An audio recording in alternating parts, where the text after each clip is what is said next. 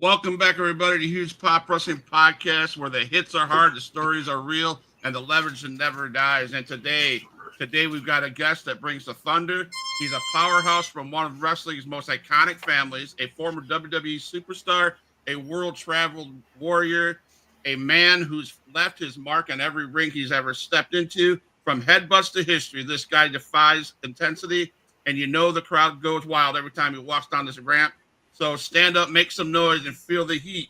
The Samoan Wrecking Machine himself, SAMU, is on a Huge Pop Wrestling Podcast. I appreciate you guys coming in, man. Good to see you. Appreciate it. Absolutely. So one of my first questions I ever ask is, and of course, I'm really encouraged by you. What was it like as a kid growing up watching wrestling? Oh, we didn't watch too much. It was more of, on the job. On the road with my dad. Since I was a baby, in the '70s, they were actually just going from territory to territory. Back then, it was territories. I'm sure you know all about it. Yep. Yeah, but growing up it was fun. It was hard on educations because right when you got comfortable and you got into something, like they'd get upset or disagreement with probably the promoter or get a better offer someplace else, and it was always coming home from school and to a U-Haul in the front yard, so to speak. Wow. So kind of like I see it as like a military reassignment. Every time when you come home, you see the U-Haul, you're like, oh, yep, Dad got another place to go. Yep, pretty much. All right, Matt. At what point in your life did you realize, holy shit, like this is my life. This like I am part of a wrestling fan. Like, when did the light bulb click? And be like, holy crap, this is what my family is. My family is wrestling. Yeah, well, I started the hard way. Basically, I was in the streets of San Francisco. I was working out in Alcatraz, doing a young adult conservation corporation. It was an on the job training thing for the federal state parks and everything like that. So I went to visit my father one summer from there, and he was wrestling Bob Backlund, Madison Square Garden, and I got a peek at that check, and it didn't compare to what I was doing out there in Alcatraz. So I was like, this is I can do this here. So pretty much that's how I looked at it at that time anyway. So training and mentorship, who was some of your mentors other than obviously your father and your uncles? Who are some of your mentors and influences in wrestling, and how did they impact your career? Man, there's a lot of people that helped me along the way. First beginning out was Great Kabuki. I'm sure you remember him. When I first started out, I was babyface. I was 16, 17 years old, and world-class championship wrestling there with Von Erichs and everything. And I got a lot of help with Kabuki. A lot of the guys, Al Madrill, the Freebirds, a lot of people, they were close to my father as well. So, they were looking out for me. Wow, awesome. In your Freebird, by the way. In your early tenure with the WWF at the time, you talked about Inoki. You tagged with Hulk Hogan. What was that like, as far as like, because that was in 83, 84. That was at the height, like towards the height of his Hulkamania, like their first run. What was that like being around him at that point? Oh, it was pretty cool. I was happened to be. That's how I got into the Battle Royal there. It was in Madison Square Garden that Inoki was in it. And I wasn't even supposed to be there. I was actually, my dad was mad at me, told me to stay at the hotel because I couldn't, I couldn't go. So then I knew I could get in, So I just put my lava on and messed my hair up, and I went to the back door. They opened it up. They let me in. So I was kind of happy. I took a peek in the dressing room to, let my dad know that I was there. He gave me a dirty look, so I just figured I'd hang out in the hallway. So while I was standing there in the hallway, the battle royal was starting to go in, and everybody was going in the ring. And Vince McMahon, he asked me, he says, "You want to go in there?" And I was like, "Oh, hell yeah!" He said. So I wasn't gonna let him ask me twice. He said, "Go ahead." So I went out there. I had just a lava lava on. I was naked as hell underneath, and it was either do it or don't. So I went at it. Luckily, I didn't end up naked up um, I loved seeing you and your cousin Rikishi at the Pensacon this last year, man. That was fun seeing you guys. You just, man, mad props to you because you just got out of the hospital. there. And no one thought you should be there, but yet, SAMU does what he does, and he shows up, and he is, you know what I'm saying. So, what was it like tag teaming with Rikishi back in the day? Oh, it was good. It was good. I always knew it'd be good. We were playing around, teaching each other how to do moves on each other in my dad's backyard in Connecticut while he was in WWF at the time. And I had a chance to, after WWF, I had a chance to go to Montreal, Canada, and work in Dino Bravo, and was able to get Junior Fatu his first, Rikishi spot in there, but he was going to be a baby face, so I was a heel. He was baby face, but it was worked out good. He was just starting out, and he needed a good place to hone his craft, and that was a perfect spot. Yeah, So when I was doing my research last year, we don't have the clip, but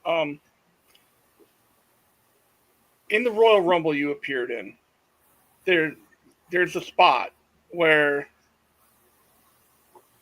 you went over the top rope and you looked like it had to have hurt. Where you got caught in the ropes with around your neck. Mm-hmm. What was going through your mind at that point?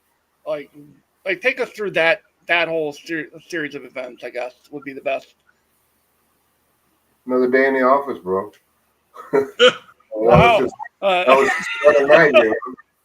I've done that many times. It's one of my favorite moves that I learned from Don Morocco back in the days in the 80s. Okay. So what you're saying, it was Glad planned. you- I'm That glad was, you that like was it. supposed to happen. Sure. Oh, okay. Thank you. That's wild. I mean, that to me is crazy, but that's pretty cool Yeah, though. keep watching. You'll see me do it a couple of times. I did it on Hogan's debut early 80s when he came back after the Thunder Lips gimmick. And it was me versus Bob Backlund. And my dad and uncle was outside the ring with Captain Lou. And they kept, distracting Bob while we were trying to have this title match there in Hamburg, Pennsylvania.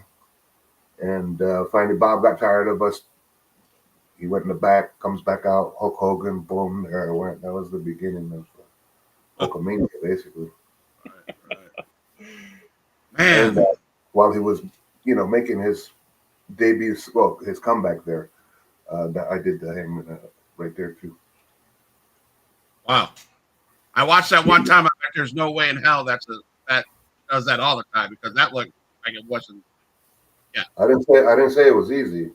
I almost lost an ear one time doing it. The rope's too loose, and the ropes just slide up. Almost took one of my ears off. Oh wow. It just, So a lot of people know you with part of the Head Shrinkers, and but I want to talk about Samoa SWAT team. Is there any major memories about the SST? well, when me and Rikishi left Montreal, we decided that it'd be good that we could, carry on after our father and uncle, and honor our tradition and our people, and become a good tag team. So we decided to form that, and back to Texas we went, and we ended up being the Samoan SWAT team, working good angles with a lot of people, Levon Eriks, Long Riders, a lot of just the list goes. Back in those days, it was a lot of fun. A lot of fun. We have somebody pop up. His name's Bo Johnson from YouTube. Make sure you subscribe to the channel, please, sir. He says the SWAT team scared me as a child. Did you get that a lot, SAMU? That was my job. Yes, that's good. I'm glad to hear it. See.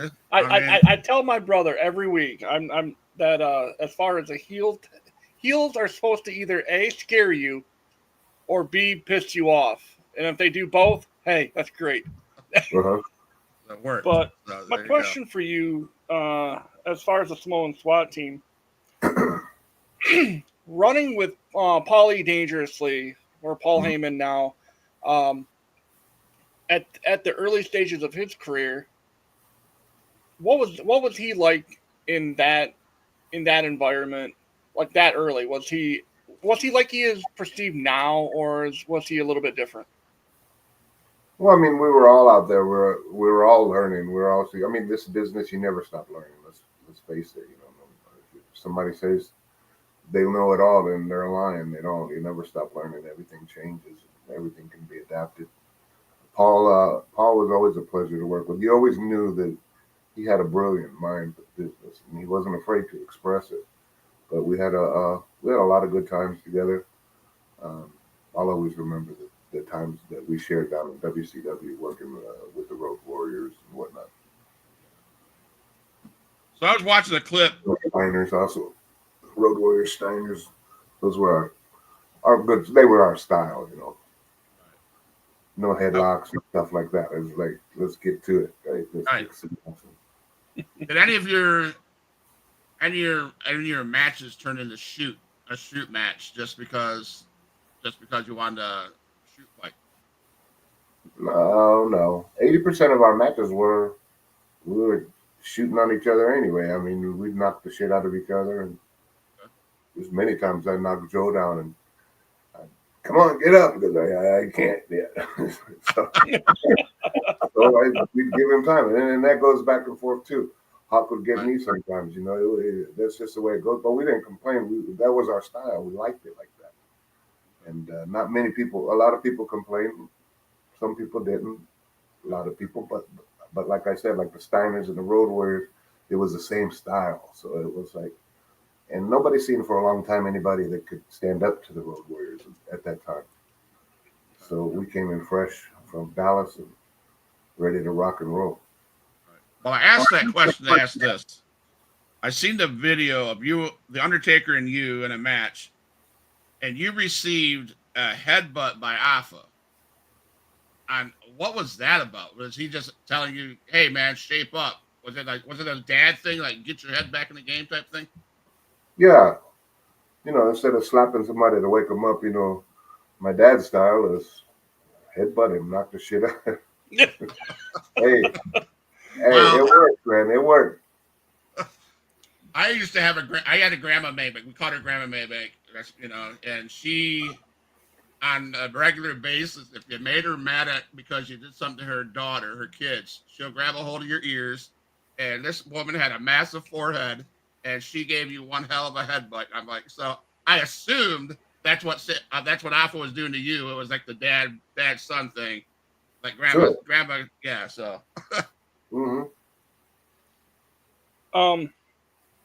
Tough love. Yeah. So I just lost my question.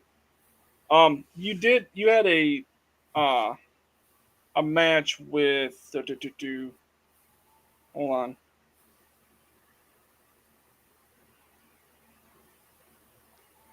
Go ahead, Scott. I gotta find my stuff. Throw up another question from Matt in the chat. Who hit harder, the Road Warriors or the Steiners? Oh man, I don't know. They're both pretty, but the Road Warriors is more like a bat mountain. The Steiners they're right in there, but they're aggressive in different ways than the Road Warriors were. All right. Like they'll pick you up and drop you on your head, and you don't even know how you got there. And the road warriors, they would just knock the shit out of you, and we'd return the favor, and it was just good times at that time. You guys gotta forgive me, man. I've been through a lot here lately. Before he came back to WWF in '92, you spent some time with your cousin Rodney. Mm-hmm. Before he became Yokozuna, what was it like working with him and traveling with him and between the two stops you guys had? Oh, it was good. It was always good times. We started from back in Pensacola. We started wrestling for a company called WOW. It was WO, that was World Organized Wrestling with Rip Tyler. And then we had a chance. Rod got us back in Japan, and we tagged up over there. I was lucky enough to tag with pretty much all of my cousins at one time or another. And yeah, we went to Japan and we hit it big over there. I mean, it was like we were going every couple of months, almost every other tour. And that was a big thing. I think that had a lot to do with us to go from there to WWE because Vince just wanted us out of there, I think, more than he really wanted us. And we had a tryout date, and Yoko at that time, Rodney, he was also doing Mexico. So he went down to Mexico, got a cut on his leg that got infected. So Yoko and I were supposed to be the head shrinkers up in WWF. Oh, wow. Yeah, and he couldn't because of the cut on his leg. It was infected at that time. And Rikishi just happened to be there. He was sleeping under the table. And we were like, well, don't close the door on us. Let us. I said, me and Rikishi, we still have a package here that, that's deliverable. And we had already did the small SWAT team at that time. So we already know each other like the back of our hand. So we got our tryout, and the rest was pretty much history. We got signed that day. And, yeah, there was the head shrinkers. They wanted us to be the New Guinea headhunters, which we were, why? Come on now, Yeah, that So wouldn't go right. head shrinkers at them, and they bid onto that, and luckily. But it wasn't supposed to be such a serious tag team, I feel. So I feel we brought a different element to that, and held our own in the meantime. So where did the names the SWAT team name come from? The small SWAT team. Where'd that come from? Dallas. When we left Montreal and we went down to Dallas, we came up with it down there. Okay. Michael Hayes and us was throwing things around, and we came up with the Samoan SWAT team, which was good because then we had Buddy Roberts as a manager as well, which that was off the hook. The alcoholic, he played the alcoholic, and we wrapped him in lava lavas, some more food, beads. We had a lot of fun with Buddy, and then we had a lot of creative control there too. So we just got over it, that's what they wanted us to do. So we did it, and it was a lot of fun. And then we got signed with Crockett.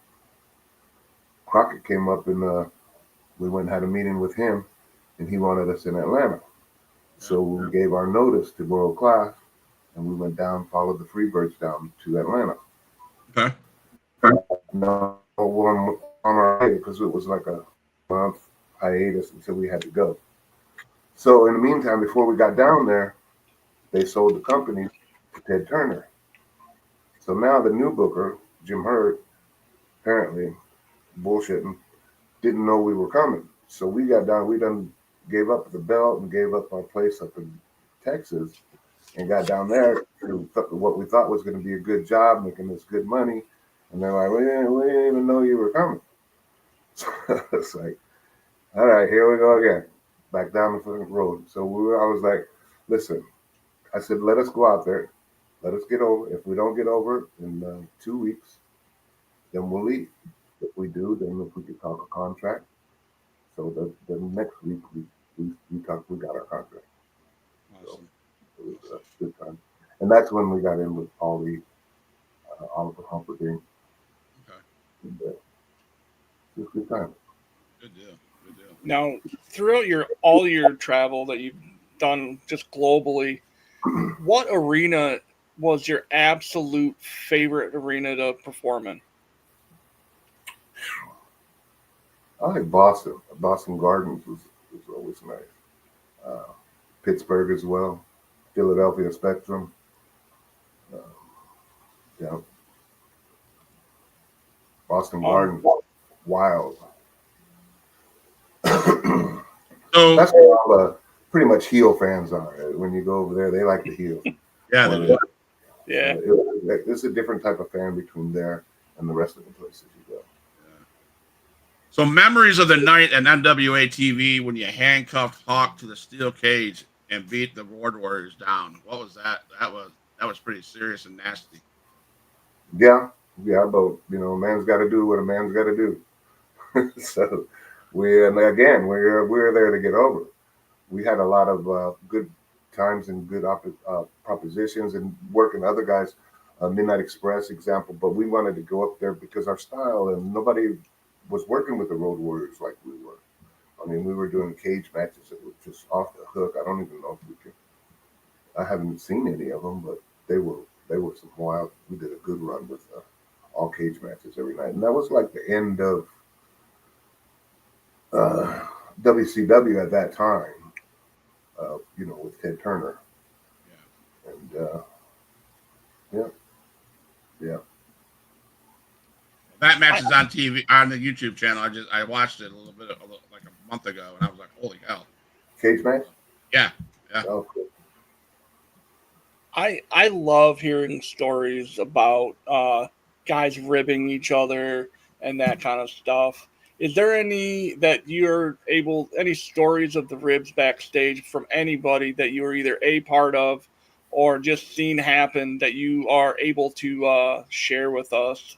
I just love to hear those kind of stories. Never. I know nothing. Um, yeah, there's too many. I mean, Smoking Guns, Billy Gunn and Bart, when they came in to the Fed when they first came in, and they were going out with us to different places when they try to hang with us.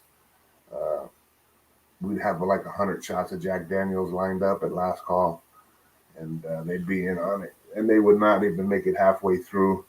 We'd have to drag them to the car before the shots were even done. Um, so one time I had to take their car, drive them. They were in it, so I drove them to the hotel that we were staying at. Turned the car sideways, right in front of right where the office is, and just left them in there and sleep. Just got back and went in my room and left them laying there. So they thought they were all mad. So they tried the next day. They tried to take the seats out of our rent-a-car, but we caught them. So the funny part was the revenge because Fuji was riding with us because we had to take care of Fuji at that time. So it was us, Yoko, and me and Fatu and Fuji. We got to carry his bags because his knees were all bad and everything. But Fuji had some good ribs, like super glue your wrestling boots to the ceiling and shit like that. Put a padlock on your padlock your boots to whatever. So this time, Smoking Guns to get them back, Fuji gave us toothpicks to go in the rent-a-car. At that time, they don't have all the remotes all the time. So we stick the toothpick in the car, smack, and break it off into the lock, and they couldn't get into their car. So that's just one of the many. I mean, there was a lot of ribs that you have to wait for my book. yeah. Now, Interesting. you bring up Fuji, and that's kind of one of the things I wanted to ask you. Is there any truth to the rib that he had someone remove a engine from someone's rent-a-car while they were inside the building? Is there any truth to that, or is that just urban legend? Oh, I wouldn't doubt it. There's a lot of stories I hear like that. Maivia, Morocco, Fuji, pulling over at the rest area. The guys, the young guy, the new guys driving them. Uh, they pull over at the rest area to get something to eat. fill up the car. They go inside to get the restaurant. Fuji stays back, tells the guy, put 4 new tires on this car for me. So the guy's like, okay. So we go in to eat. They come back out. 4 new tires. They're trying to charge the new guy for a set of tires. Yeah, I believe that. I believe it, 100%. So we're going to talk about Paul Heyman again, right? So is he any different when he was with you guys when compared to the storyline that he's in now with Roman Reigns and Seth Rollins and all the Usos up there? Is he a different character up there now, or is he the same dude? He's the same dude, but I mean, his craft just got better and better and better. He's he could talk like no other, and he's great at what he does. I mean, like I said, the bottom line is you got to get your heat when it's there, and he knows how to do that, and it's proven. Now, you guys, you and Rikishi had the tag titles for a little bit. What was the mood like when they told you guys were going to drop the titles to Shawn and Diesel at a house show? The day, I mean, it's always it always happened, but at that time I was going through a bunch of things with the office, issues that we couldn't come to an agreement on, and so I was like ready to walk, but at the same time I didn't want to, cost any of my, my dad was the manager at that time, my cousin was there at the time. I didn't want to cost them their livelihood or anything like that. But at the same time, I was going through back issues with sacroiliac. I was working with a fractured back. So, the sacroiliac was fractured for a while, and just after the disagreements, and I felt that we weren't appreciated for as hard as we were working, and I just felt that it was time for me to go. So, okay. And yep. I'm gonna ask a question. I don't know if it's you can tell me I don't want to answer that question. But I want to ask the question. So I had the opportunity to watch a podcast that had Rikishi on it. Mm-hmm. And it was just here recently, right after Jey Uso lost the title after only 51 days. Was that complete shoot? Was that like, and you guys, is that how the I Know Why family feels that Jey got hosed over? Because Rikishi was pretty adamant about his feelings. So is that a true thing? The same way, that's his son. I do the same way. I mean, the thing about it is we know the business and we just don't see the rhyme or reason. So that's upsetting to know that a company like this could be heading in the direction that, with where are you going with this? It's like, and then to not pay homage, as well. I mean, you already gave it to him. So, it's not his fault, creative or whoever it is, can't come up. I mean, don't say it's not over. The self-explanatory there. Yeah. No, I agree with him. I agree with him in the way he feels, and I feel the same way. If it was my son. Now, do you have, back when you were wrestling, so we talked about creative, did you have more creative control over what you guys did as the head shrinkers and the SWAT team than they got over here right now in the WWE? No. The Samoan SWAT team had a lot of creative control. Okay. The head shrinkers, we just did through our work, we could express ourselves. So, okay. All right. Yeah. Out of all the tag teams that you weren't able to compete against and work with, what one would, going back and looking at the ones that you missed out on, what specific tag team would you love to have worked with? Well, there's a lot. I mean, there's guys that we have worked with, like Rock and Roll Express, that I wish that we had more time to work with it, but we'll always met just in passing, not able to run an angle or do things like that. Um, I mean, there was a lot of teams that are night and day compared to the road warrior. I mean, we wrestled like guys, the Invaders. I don't know if you remember back in the day, early '80s, Jose Gonzalez and then from Puerto Rico over there. Those guys, it's just different styles. Everybody's different. I mean, it's different, and I like the hard hitting, no nonsense uh, type of workers. So yeah, so that brings us back to Road Warriors, Steiners, and the Moroccos, the Snukas, um, a lot of guys, man. So, on the opposite end of the spectrum, a tag team from this generation, who do you think the Head Shrinkers would have a tremendous, just barn burner of a match? If you guys are you're in your prime and they're in their prime, and you guys just have an absolute banger. Anyone? Anyone? Um, True. I don't know. I don't know. I'd like to actually work with the Usos because I mean not because that we're family or anything, but just because I love their style, and I think that the things that in that match that could have come be brought out to the table, we could have had some fun with that. Yeah. But other than that, I don't keep up, so I don't know. So the chair behind me, we met in person. I appreciate you doing that for me, and that came from the tribal. I wasn't a tribal court Monday Night Raw, the Monday Night Raw 30th anniversary, right? I don't even remember.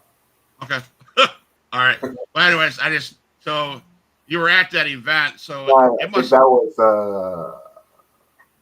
what was that? A Raw anniversary. Raw 30. Yeah, I think it was the 30th. Yeah, that's right. You're right. Yeah. Correct. So, what was that event like? I mean, I think that was a tribal court, supposed to be the tribal court. It must have been awesome just sitting at ringside, watching your family, and being the main stage of WWE. Still are. How does that feel as a dad, as an uncle, kind of watching your family out there doing what? I was very proud. I wasn't there, but I'm very proud. I'm very proud of the kids and watching them. I mean, I watched them grow up, and I just watching them in the ring growing up. You just knew that once they get up there, that was what was going to happen, and just watching them flourish was a proud moment for the family. Still are, and now we even got Jacob Solo, and Haku's kid. God. Please, come on. Oh, I will tell you this, Jacob Fatu. If I have to say anything about any of the Anawani family, that boy is ridiculously good for his size. He is what he says he is. He is all gas, no brakes. Mm-hmm. Watching Oh him my do God. that. Yeah, so just hope he takes care of himself. I don't want him walking like me when he gets older. right, right. Man. So I tell my son all the time, waiting for my son to get there too. Yes. So you and I have chatted on Facebook and stuff like that. And you mentioned your son. How close is he, or can't you say really? He's getting close. He's the doctors have given him a couple more months, I think, to wrap it up, and it's good. It was a long overdue injury that he had fixed before, but not by the right people. This time, he's with the right people, and we're confident that he'll make a successful comeback here in the very near future. Awesome, man. Matt?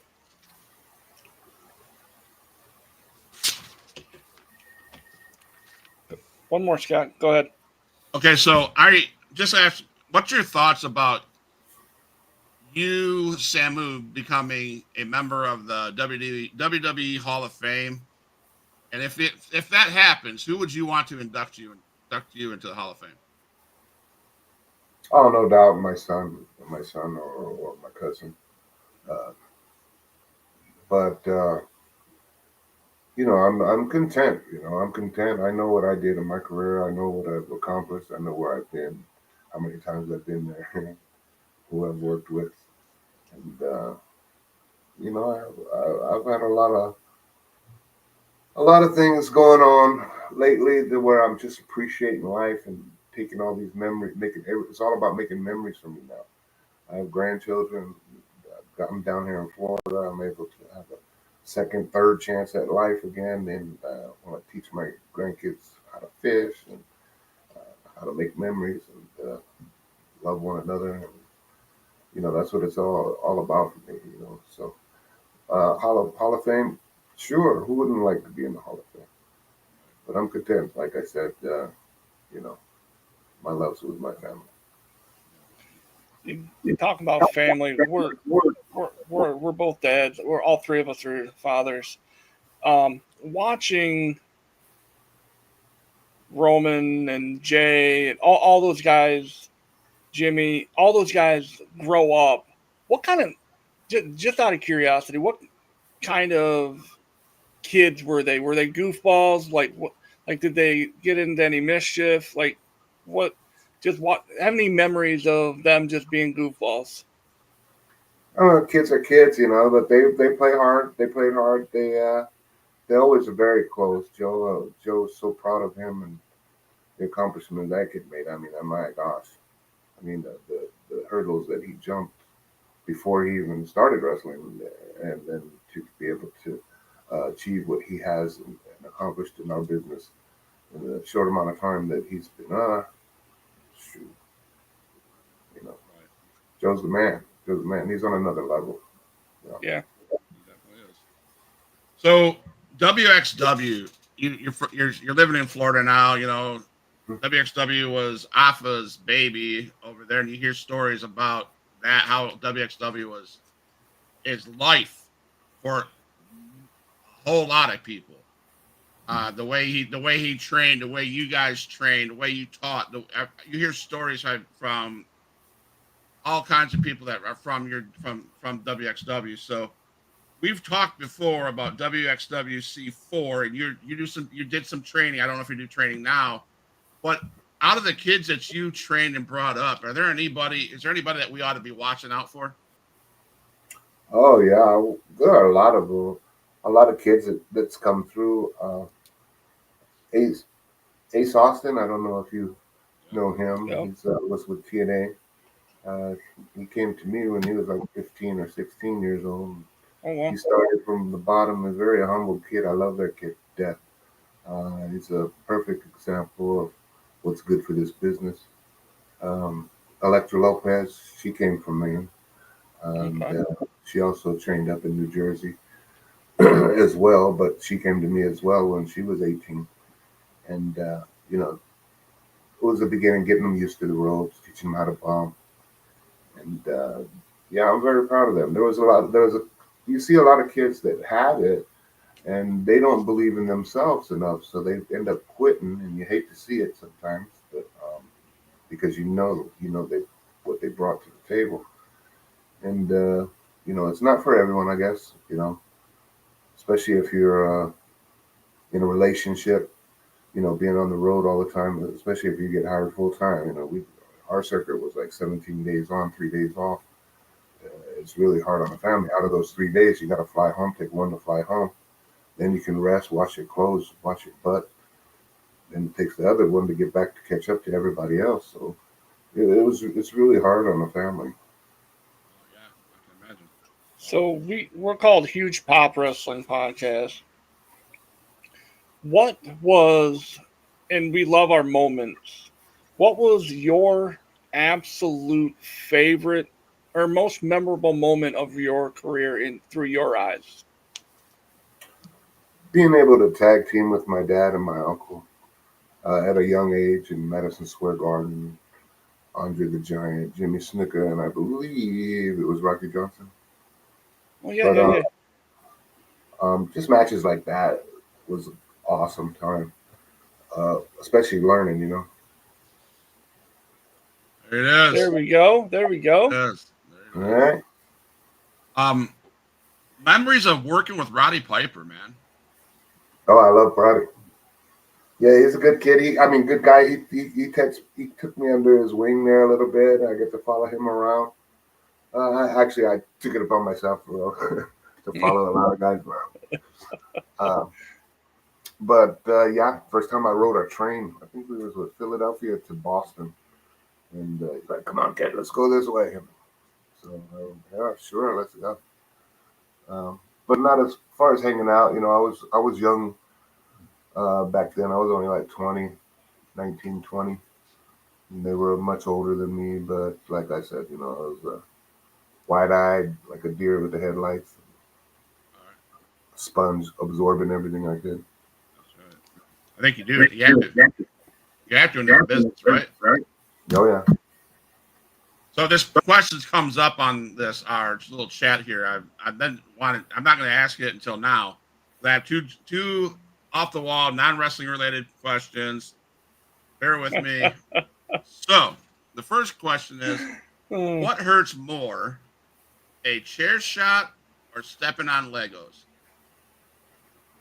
Come on, Legos. I don't know. It depends who's throwing it too, right? Yeah. Yeah. Right, but even though I don't care, I'd rather take a chair from anybody than. Because the Legos just are pop up randomly. You don't know where the hell they are, and you step on it. And that's what I think what hurts the most. Well, you're talking to someone that did my whole career barefoot. So yes, there you go. From the ice rinks in Montreal to the beaches of Waikiki. There you go. So here's the question: do you like pineapple on pizza? No, I can't say no. I don't know. I ain't tried it, but it doesn't sound right. Yeah, it doesn't sound right now. No. Now there is one that I steal quite frequently. I'm from social media. There's another podcast that I am a big fan of. They are the Botch and Chair Shots podcast. And Will Gray over there loves to ask this question. And again, this is non-wrestling related, and it is probably the weirdest question you will ever be asked. Is a hot dog a sandwich? Is a hot dog a sandwich? Is scrambled eggs fried chicken? That is the best response I've ever had from that. Thank you for that. I love that. That is amazing. All right. You mentioned fried chicken. So I wasn't going to ask this question, but I have to now, okay? There is a rumor that, well, first of all, I know this to be true. After at WXW events, your dad would throw one hell of a barbecue in his backyard. I heard about these barbecues. Mm-hmm. That's not just my dad. That's been passed down from generation to generation to generation. Okay. And I am the new, the new barbecue guy. Yeah, I heard. We all barbecue, and we all. I gotta make sure I get her name right because I don't want to. If you ever get a chance, get you a plate. Well, you need to let me know when you're doing another barbecue in Pensacola. You bet your ass I'll be down there to get a plate. 3 times a week we're barbecue.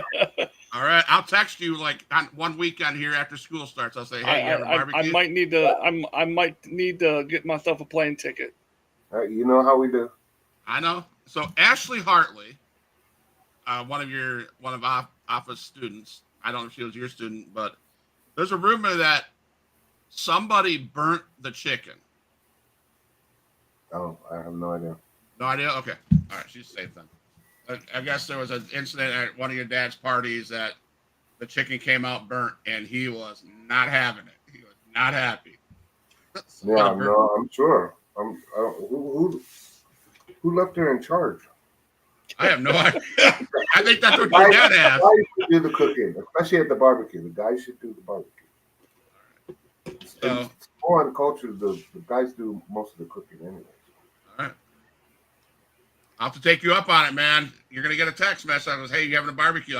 I'll bring my foster kids down to your house to have a barbecue. You'll know when it's hot, and you just stick your nose towards cantonment. So it draws many people's. one of my buddies wants me to ask this question. You've worked with the Steiners many times. What's your thoughts on Braun Breaker following in his dad's footsteps? Oh, yeah, Have I you love got a it. chance to watch him? What's your thoughts on him? Oh, I love it. I mean, I just I see his dad in him, and I see the matches that these guys are going to be able to have. Like I said, that chemistry, it's the same chemistry. Jacob, for instance, and Braun, they have the same chemistry right there. You put them two together, you're going to have a nice match. That will be a yeah. I'll watch that one. I have two more questions. That's it. So and they're really simple. What do fans often not understand about your journey or the wrestling lifestyle? Say it again. What are things fans Oh, often misunderstand about your journey or the wrestling lifestyle? Misunderstand. I don't know. Um, no idea. Okay. And basically, you've been through some help. What is misunderstand? Understood. What is misunderstood? What are fans not So believe we is mean true? What don't fans believe? Yeah. I don't know. I don't know what you're saying. If it comes to us, we're believable. I feel we were our Right. whole time. That's why you say how to scare the shit out of people. It's because Okay. they You wouldn't know believe. that. Yeah, They that's believe fair. what you're at. Yeah, that's fair. And man, my last question is: you've been through a lot in the last year and a half. Family issues, your health issues, and how you feeling? And are you going to be at more conventions? Is that what you're doing nowadays? So what's SAMU doing? Yeah, I do. I do those conventions, Comic Cons, once in a while. Mostly, like you said, I just had a triple bypass in February a couple months ago. Feeling a lot better now. Can realize now how bad it was. I didn't realize I'd go fishing. I get tired, just throwing the damn line out there, and I couldn't figure it out. I said, "Man, this getting old shit sucks." I thought I was getting old, and after the heart surgery, that wind came back, that clearance came back. The blood started flowing, and it's going to your head, and everything is starting to come back around. So, um, I'm just like I said, memories, make all the memories you can, because you never know. You never know. Sorry. You're I'm good, gonna Matt. my only I didn't. It's not a question. It's just a statement. I want to thank you for the memories, for because you were on. I mean, you were my childhood. Not gonna lie. Like growing up watching you and your pops and your uncle. They you guys were a large part of my brother and I's childhood, and I just want to say thank you for being an amazing athlete, a a great entertainer, and just putting your life and your body on the line every time you step through those ropes. I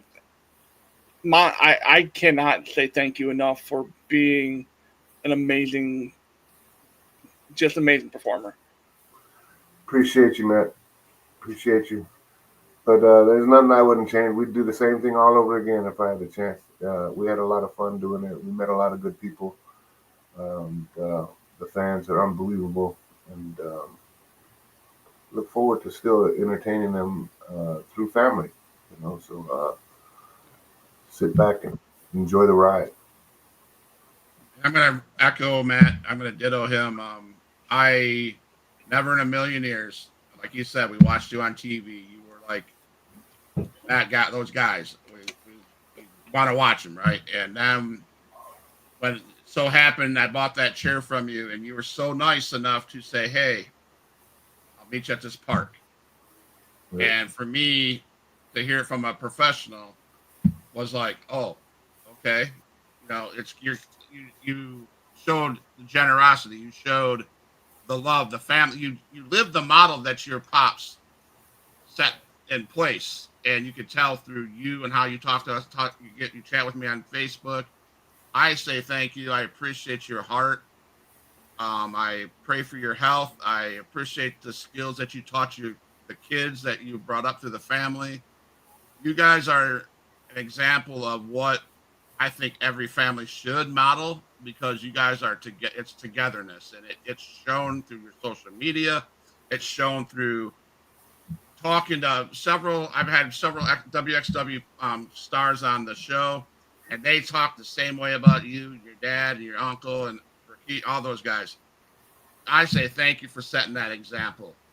You were taught well. You're following in their footsteps, and it's amazing to see. I thank you for coming on the show. Roger that. You know that I like to think the apple didn't fall too far from the tree. You know what I'm saying? So, and I hope that the same will be with my son, and it already is. So I'm already happy and proud dad of his accomplishments. And keep your eye out for him down at NXT. And we keep going. I know why he's strong. All right. I know why he's strong. Well, thank you, everybody. I'm going to play some extra music. If you can hang out for a second, so we can say goodbye personally. But here's Pop Wrestling Podcast. You have it. It's SAMU. We thank SAMU for his time. We thank SAMU for his stories and the legacy he leaves behind. And he's got his son. Watch out for his son. He's coming through NXT soon. Keep an eye on the, Lance Anoa'i. Lance Anoa'i. There you go. So thanks, you Huge Pop Wrestling Podcast. We're always for life.